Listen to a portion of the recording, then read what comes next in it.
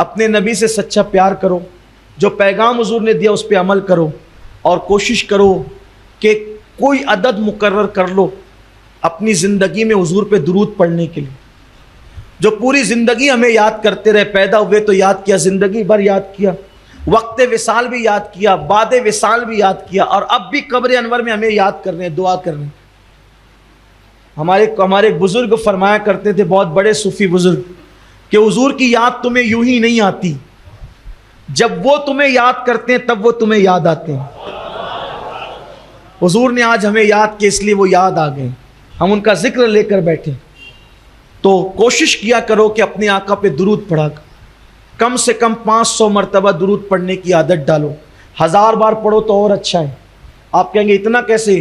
میں بار بار کہتا ہوں، صرف 20 منٹ کا ٹائم لگتا ہے 1000 بار درود پڑھنے میں۔ صلی اللہ علیہ وآلہ وسلم، یہ سب سے مختصر درود ہے۔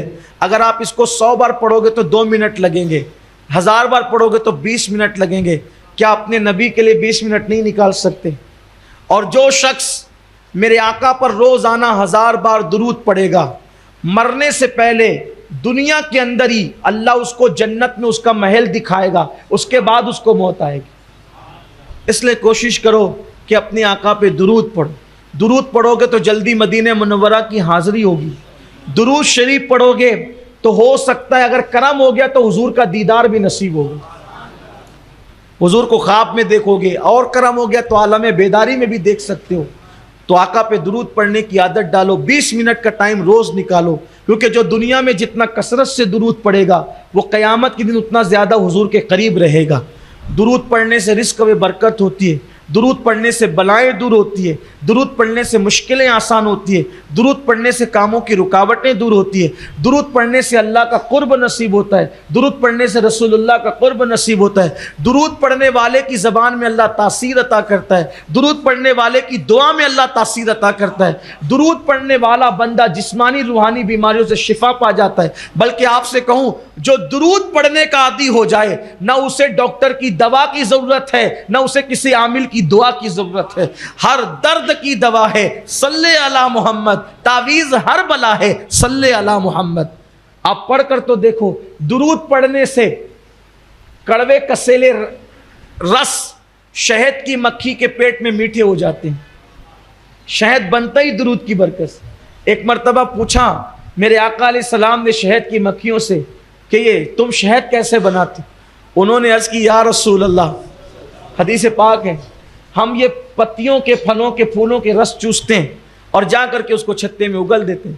تو فرمایا کہ دوسروں کو بتانے کے لیے، ورنہ وہ تو جانتے تھے، ہمیں بتائیں کہ پھولوں کے پتیوں کے رس تو کڑوے بھی ہوتے ہیں، پھیکے بھی ہوتے ہیں، شہد میٹھا کیوں ہوتا ہے؟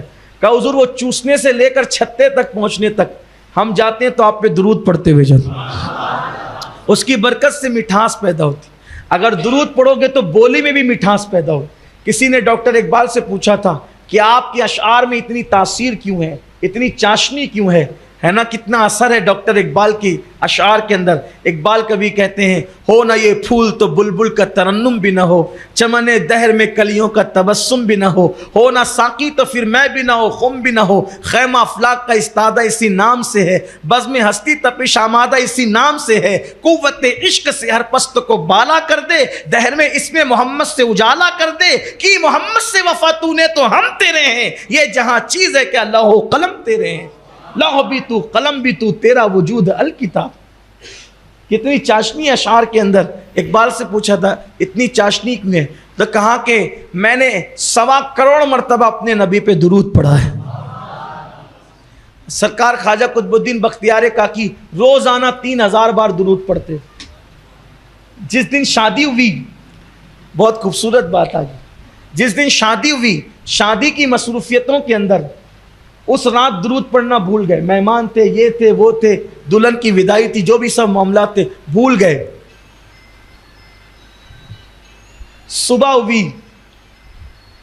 تو سرکار نے ایک مرد کلندر کو بھیجا خواب دکھا کر، فرمایا کہ اب بختیار کاکی کو کہنا روزانہ 3000 کا تحفہ بھیجتے تھے، شادی کی رات بھیجنا بھول گئے۔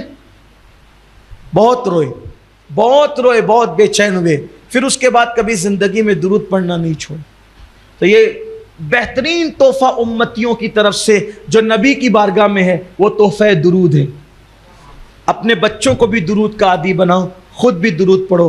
میں سمجھتا ہوں کہ 1000 بار نہیں پڑھ سکتے تو 500 بار ضرور پڑھو، اور اتنا نہیں پڑھ سکتے تو کم سے کم 313 مرتبہ درود ضرور پڑھ لیا کرو. 6-7 منٹ میں ہو جائے گا، لیکن روز درود پڑھنے کی عادت بنے، کیونکہ جو درود پڑھے گا اس کے جسم کو قبر کی مٹی نہیں کھائے. جو درود پڑھے گا اس کا کفن بھی انشاءاللہ قبر میں میلا نہیں ہوگا.